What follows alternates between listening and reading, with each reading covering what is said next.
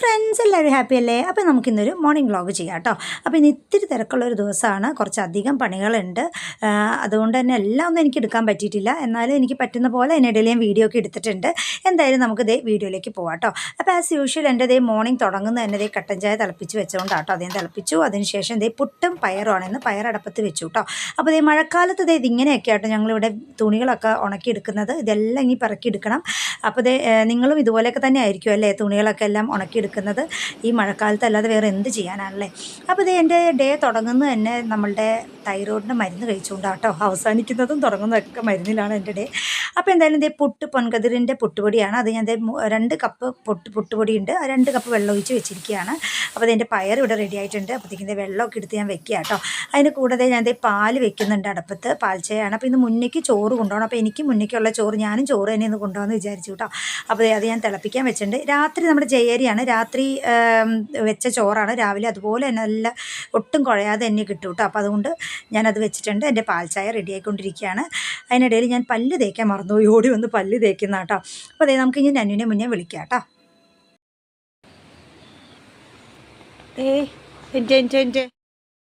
നന്നു, ഞാൻ അവന്മാരുടെ കുപ്പിയിൽ വെള്ളമൊക്കെ എടുത്ത് വെച്ചിട്ട് ഞാനൊരു ടാസ്ക് തരാം കേട്ടോ.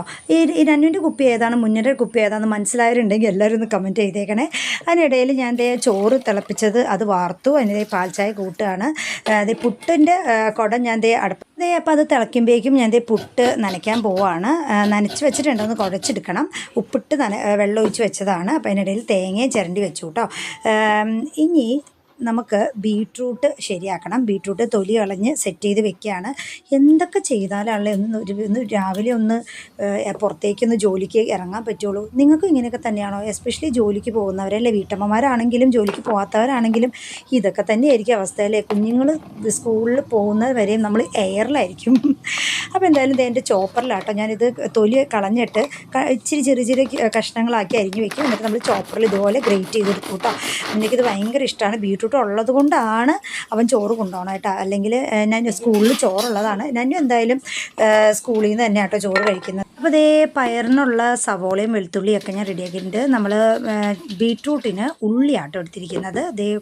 ഒരു കുറ്റി പുട്ട് റെഡി ആയിട്ടുണ്ട്, അമ്മമാർക്കുള്ളതായിട്ടുണ്ട്. അപ്പോൾ ഈ തേങ്ങ ഞാൻ ചേർക്കുന്നത് ബീട്രൂട്ട് തോരന് വേണ്ടിയിട്ടാട്ടോ. അപ്പോൾ പയർ കറിയും റെഡിയായി, ബീട്രൂട്ട് തോരനും റെഡിയായി. മുന്നേക്കുള്ള ചോറ് ഞാൻ സെർവ് ചെയ്തെടുക്കുന്നതാണ്. അവന് ബീട്രൂട്ട് മാത്രം മതി, അവൻ ഹാപ്പിയാണ് ചോറിന് കഴിക്കാനായിട്ട്.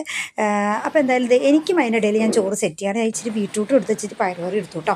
അപ്പോൾ നന്നു മുന്നേ തിത്തേതാഹ കളിച്ച് വന്നപ്പോഴേക്കും അവന്മാരെ ബസ് പോയി, പിന്നെ കുട്ടിയുടെ കൊണ്ടേ ആക്കുക കേട്ടോ ചെയ്തത്.